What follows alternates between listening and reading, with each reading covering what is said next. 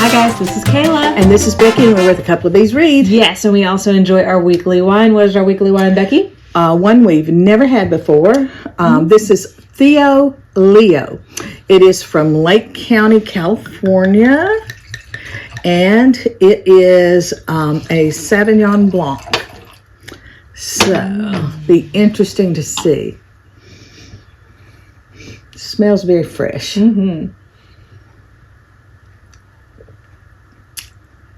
Oh, I like that. Ooh. This is definitely a summer wine. It's definitely for sure. summer, very refreshing. It's got some, I'm assuming, lemon? Yes. Citrus. Is there pineapple?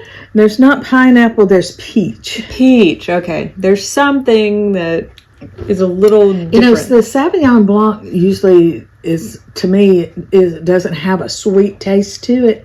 But this one has just, not like a sweet wine. It's just not, seems a little more sweetness than dry, which is what I think I'm used to with the Sauvignon Blanc. But this is a good one. I really like it a lot. Go really well with, like a Alfredo pasta. Yes. Something like that. Any Mediterranean dish. Grilled fish. Oh, yeah. That'd be great with that. So it goes well. I'm pairing it with Meet Me in the Margins. This was the cutest book by Melissa Ferguson. Oh, I loved it. And this is the first book I've ever read of hers, and I can't wait to read more. But Meet Me in the Margins was such a cute concept, I thought.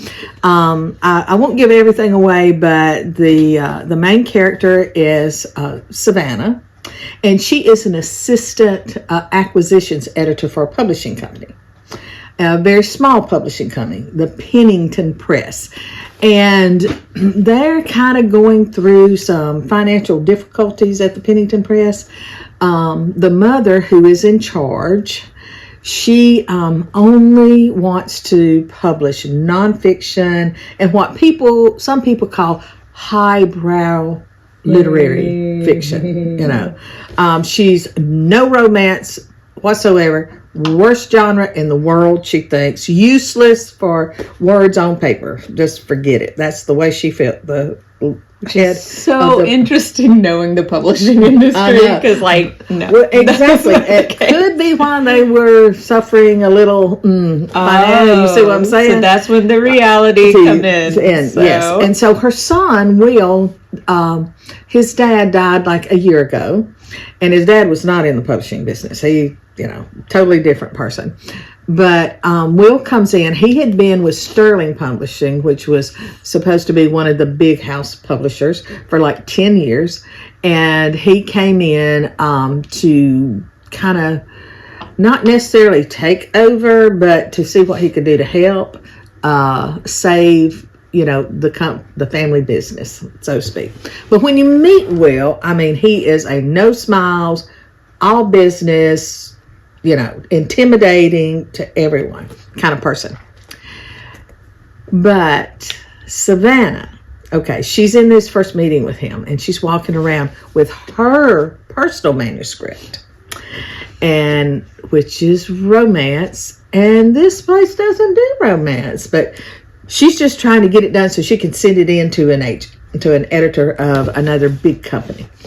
So that's how it starts, and she falls down, and it's just like a comedy. The pages fly everywhere, and she's just panicked, And of course, who picks up the title page with the little things? It would be Will. And she's like, oh no, he knows.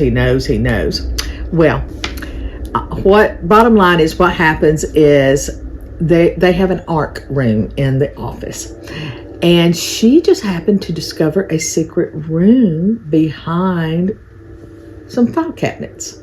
And that's, nobody else in the place knows anything about it, or so she thinks. So she goes up there and she just dumps her manuscript on the floor because it's willy-nilly now. And she has to go back because she has to have a meeting and do all this stuff. And she finally makes it back up there, not that day, like a couple of days later, and she's going to go in there and get her manuscript, and she walks in, and oh my goodness, she left it in a pile on the floor.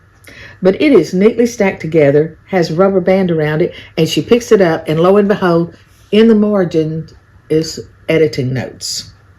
At first, she's greatly offended by the editing notes. Yes, we usually are the first time we get there. She is. And then she has to kind of put that aside. She has to go to this conference where she represents her authors and everything. And the lady she ran into a year ago that was really interested in the story she pitched, they meet at a coffee shop, run into each other, they talk. She sends it to her. She sends back, no, this is not the story you pitched, and no, it's lax. And so, but she made a deal with her. She said, and the lady's about to retire. So she said, I only have one more pitch meeting that I'll be going to.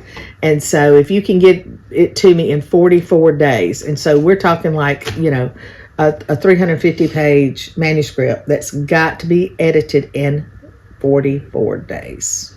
Less than 44. So anyway, bottom line, what happens is she doesn't know who the mystery editor is, but she reads Carolyn's notes, goes back and forth, and she says, okay, this is what he said, this is what she said. Okay, I see it, now I'm going to edit it. But then after chapter 1, there's no more edits. And she's like, oh no. So she takes her manuscript back in there and she puts a Post-it note on it. Please help me.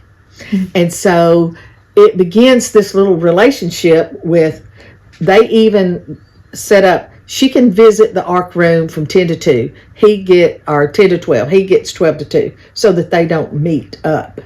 And you can't come 15 minutes before and you have to leave at a certain time. They have all this worked out. So this is how she edits her book, is through this mystery editor. Well, in the meantime, her and Will, the son who's now taking over the company, they sort of accidentally run into each other here and there, and they hit it off. But then it's like she's just not sure about this. So anyway, I can't give the ending away and everything, but it is a great book. It is a fun book. I have to admit, Friday night I wanted to get through it. I stayed up till 1:45 in the morning, and finally I had I think I had 25 pages to go, and I said, I can't read anymore.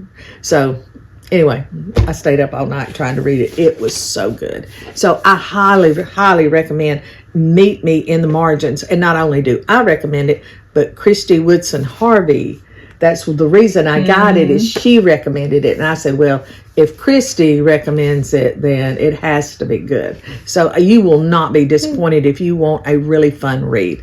So my question is, what are you reading and what are you pairing it with? Bye. Bye, guys.